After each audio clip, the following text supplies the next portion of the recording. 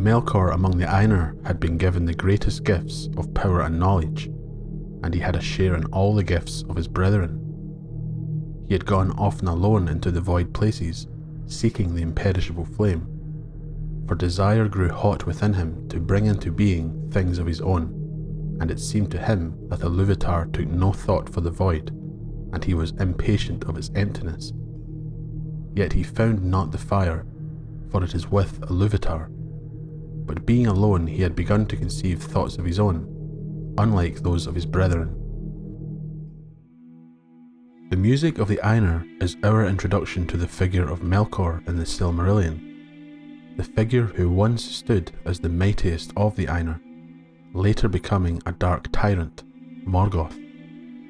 We are told that he sought for the Flame Imperishable before the beginning of days, eager to bring into being things of his own.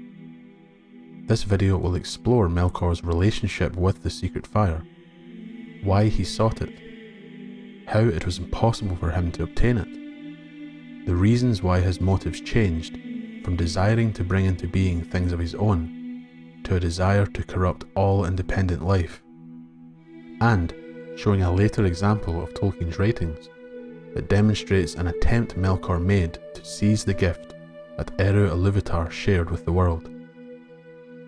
First, what is the secret fire, or the Flame Imperishable? For the purpose of this video, I will use these terms interchangeably, but others do believe there is a distinction to be made between them. The Silmarillion says that the Flame Imperishable was sent to the heart of the world, and says that the secret fire was sent to burn at the heart of the world. Others believe that the secret fire may be independent life itself, with the Flame Imperishable being the creative force that makes independent life possible in the first place. The secret fire then being created from the Flame Imperishable and being placed within the world to allow the creation of independent life from independent life. I view both as the principle of life itself, the gift of Eru Ilúvatar, or, as Tolkien says in Morgoth's Ring, the creative activity of Eru, allowing real and independent, though derivative and created, existence. I will, of course, go into more detail about its purpose and place in the world throughout this video. The quote to open this video spoke of Melkor's earliest desires, a desire through impatience to create in its purest sense, impatience being one of the reasons many fall to darkness and evil in the Legendarium. Believing that Eru cared not for the void, Melkor wished to fill that emptiness. As one who stood above the rest of the Ainur, Melkor imagined in ways that the others did not. He shared in all their gifts, but instead of using those gifts in harmony with the Ainur, he stood alone. His desire was to obtain a power beyond the already great power he had been gifted through his creation. The Flame Imperishable, shared by no other, he sought it in the void, believing that it dwelt within it. With his great blessing of knowledge and power, Melkor would not think that the gift of Sub-creation was enough, Sub-creation being a glimpse of true creation. The creative efforts of not only the Ainur, but those races who would inhabit the world later. It is the derivative works of Eru, as only Eru can create in the sense of pure and original creation. It is the province of Eru, and Melkor sought that which was not his to own. He could not will creatures into existence in the same way, but he was able to corrupt what already existed. The Flame Imperishable, that absolute and natural power native to God, existed as a power not shared by Melkor, meaning he needed it. He would not accept another holding such authority and power so much greater than what he held, despite him being the mightiest of his peers. His imagination led him to craving the ability to shape life when he pleased, by his own design. It was something he could never obtain. When Eru sends out the secret fire to dwell in the heart of the world, it is not something that can then be taken or owned, but it is a representation of the author dwelling outside and inside his own work. The author in this case meaning Eru. It is the mystery of authorship by which Eru can remain outside of the physical world, but still within it, on its derivative plane, below that of his own being. He becomes the source and guarantee of the world. Simply put, Eru sending forth the secret fire is the divine creative principle that gives Arda its continuing existence. It allows the Ainur to enter into it. The fire still resides with him. Now the sun was designed to be the heart of Arda, and the Valar purposed that it should give light to all that realm, unceasingly and without wearying or diminution, and that from its light the world should receive health and life and growth. Therefore Varda set there the most ardent and beautiful of all those spirits that had entered with her into Ea, and she was named Ari.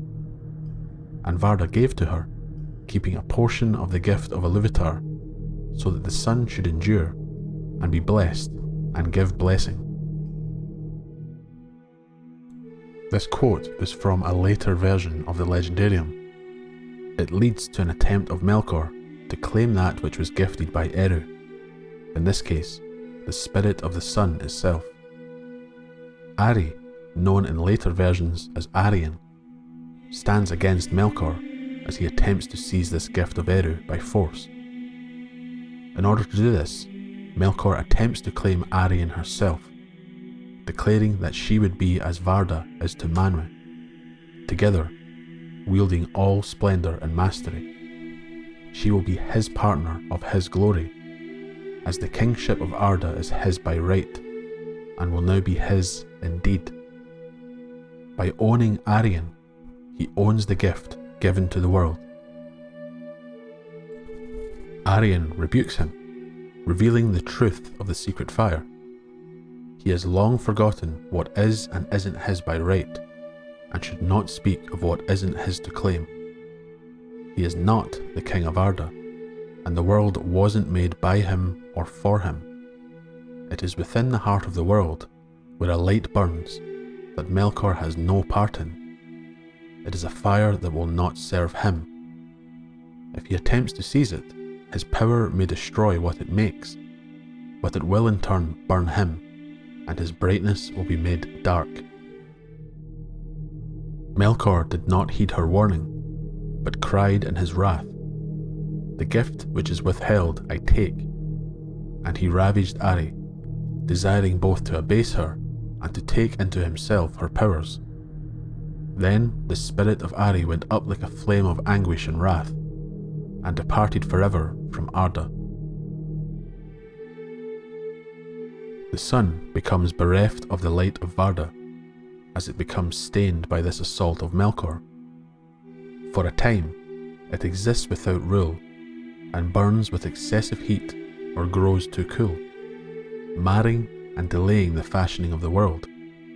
It is corrupted. He is burned and his brightness dims, to the point where he no longer provides light from his own spirit. Instead, light gives him pain, causing him to fear and hate it. Melkor unsuccessfully claims the light of Varda, which at this point in the Legendarium and Tolkien's writings was an early form of the Flame Imperishable. As Arien says, Melkor was able to corrupt what it made, but the light itself then departs Arda. Eru gives Varda a gift of holy light, newly created, unsullied by the thought of Melkor. It enters into Ea, existing within it, while not being of Ea. For more information on Melkor and his relationship with light and Varda, I recommend 2 of my videos I have linked in the description. What does this version of the tale tell us? Whether we are talking about the Flame Imperishable, light of Varda, secret fire, or independent life, Melkor is only able to taint, corrupt, destroy what that power is able to manifest in the physical world. He cannot take it, own it, or even fully destroy what is essentially an aspect of the one creator. This can only lead to Melkor finding manifestations of the secret fire, and attempting to do what he wants with them. He can never find the fire itself and utilize it. The Dark Lord Morgoth, as he was later known, hated the fact that others created in Arda had wills independent of his influence. This highlights a shift in the motives of Melkor.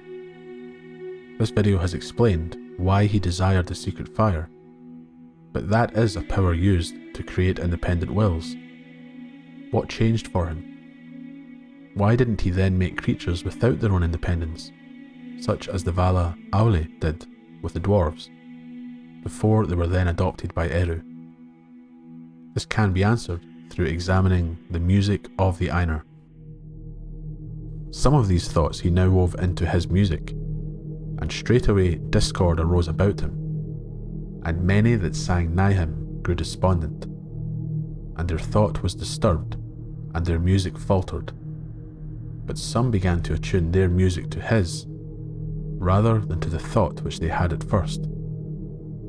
Then the discord of Melkor spread ever wider, and the melodies which had been heard before foundered in a sea of turbulent sound. But Ilúvatar sat and hearkened, until it seemed that about his throne there was a raging storm, as of dark waters that made war one upon another in an endless wrath that would not be assuaged. This is the beginning of Melkor's discord. What follows is Eru's adoption of Melkor's discord into the music itself. Melkor had conceived of ideas shared by no one else. He was not in tune with the rest of the Ainur. Their thoughts became disturbed, and some then attuned themselves to his music. Eru arose, lifting his left hand, beginning a new theme amid the storm. He repeats this with his right hand, before finally raising both hands and halting the music. When it ends, Eru speaks to the Ainur, showing them what their music has made. His words give them knowledge, much of what was, is, and yet to come, and some things unseen by them. It was in this vision where we would witness a shift in Melkor's motives, the appearance of independent beings, the Children of Ilúvatar. And they saw with amazement the coming of the Children of Ilúvatar, and the habitation that was prepared for them, and they perceived that they themselves, in the labour of their music, had been busy with the preparation of this dwelling, and yet knew not that it had any purpose beyond its own beauty. For the Children of Ilúvatar were conceived by him alone, and they came with the third theme, and were not in the theme which Ilúvatar propounded at the beginning, and none of the Ainur had part in their making. Elves and Men were conceived by Eru alone. As each theme started, incorporating the discord of Melkor, the children came with the third theme. None of the Ainur, Melkor included, had thought of Elves or Men. All but one of the Ainur rejoice at seeing them in this vision, accepting things other than themselves, reflections of Eru's mind, a chance to glimpse further into his wisdom which had been hidden from them. Melkor, as always, has a different attitude. He feigns a desire to order all things good for these newcomers by controlling the turmoils of the heat and the cold that had come to pass through him. But as the Silmarillion says, Melkor wished to have servants and subjects. He desired to be called Lord, and be master over other wills. What's the difference between Melkor's original desire to hold the power of God and his newfound attitude towards the creations of God? It's simple. Melkor didn't create them. We can only use our own imaginations to picture what kind of beings Melkor would have filled the void with due to his impatience. His lack of understanding of the power and purpose of Eru, as well as his own free will, seemed to spark that hatred within him. His hatred of independent wills coming after he witnessed the creation of them by someone who was not him. The Children of Ilúvatar were granted gifts that Melkor didn't share or bestow upon them through choice. They were going to be born into a world free of his own influence. He craved them as slaves. The gift of free will was to be corrupted, and they were to be bent to his will alone. Creating beings from the matter of Arda, who will be slaves to him from their making, is not the same thing at all. Melkor is declaring war on the province of Eru, just as he would do with many others. Aule. Melkor was jealous of Aule, for he was most like himself in thought and powers. He ever marred or undid the works of Aule. Both had desired to make things of their own, new and unthought by others. But Aule was faithful to Eru. Melkor envied his works. Ulmo. The Lord of Waters held authority over the sea, something Melkor could not subdue. Melkor declared war on his province by temporarily swaying the allegiance of the Maya Osse, promising him the realm and power of Ulmo if he would serve Melkor. Lands were ruined by the tumults of the sea, until Osse was restrained and then pardoned, returning to the allegiance of his former master. Varda. Melkor hated her following her rejection of him. She knew the heart of Melkor and held authority over light, something he originally craved fully. He aimed to corrupt light by appearing with a brightness that was too much to endure for Eru's creations, until he fell into darkness and depravity. Manwe. The Elder King was accepted as the authority over the physical world, the true king. Melkor declared himself as the Elder King and Lord of Arda, attempting to take control by force, undoing everything Manwe and the Valar attempted in their shaping and governance of Earth. Now Ilúvatar knew what was done, and in the very hour that Aule's work was complete, and he was pleased, and began to instruct the dwarves in the speech that he had devised for them, Ilúvatar spoke to him, and Aule heard his voice and was silent. And the voice of Ilúvatar said to him, "Why hast thou done this? Why dost thou attempt a thing which thou knowest is beyond thy power and thy authority? For thou hast from me as a gift thy own being only, and no more. And therefore creatures of thy hand and mind can live only by that being, moving when thou thinkest to move them, and if thy thought be elsewhere, standing idle. Is that thy desire?" This was the creation of dwarves. But why didn't Melkor follow suit, creating a puppet race? Remember, the dwarves would live only as creatures of Aule's mind and hand, moving when he wanted them to move, standing idle if he wasn't thinking on them. It was the Flame Imperishable that allowed dwarves to become independent beings, operating without Aule thinking of them moving or doing, and this was a gift from Ilúvatar. Does their original nature sound like what Melkor desired? I don't think so. Melkor's puppets would be husks, extensions of his own will, who did what he thought of them doing. He would essentially be controlling himself. That is not the same thing as bending the will of another to your own. Melkor was impotent to produce any living thing, but skilled in corruption of things that did not proceed from himself, if he could dominate them. But if he had indeed attempted to make creatures of his own in imitation or mockery of the incarnates, Elves and Men, he would, like Aule, only succeed in producing puppets. His creatures would have acted only when the attention of his will was upon them. and they would have shown no reluctance to execute any command of his, even if it were to destroy themselves. Living thing here referring to rational incarnate life. Melkor could have achieved what Aule did in the creation of puppets, but his war on Eru and creation led him to corrupt existing life in mockery of Eru and creation. Why create mockeries of elves and men as mindless automatons, when you can make mockeries from them and corrupt those original beings until they are barely recognisable from what was originally desired in their making?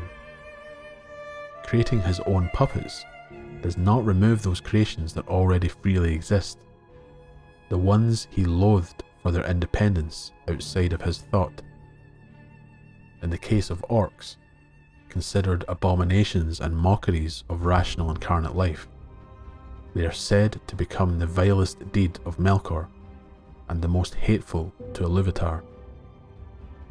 His desire for the Flame Imperishable, or secret fire, was a desire to shape everything to his own will, with his gifts being manifested in all things, from the shape of the world itself to the actions and thoughts of those who inhabited it. The vision of the Children of Ilúvatar changed Melkor, casting him deeper into nihilism. They had to bend to his will, and they had to be corrupted absolutely. His original vision for Melkor's world changed when he couldn't obtain the fire, and it became a vision of Eru's world, twisted and corrupted beyond recognition.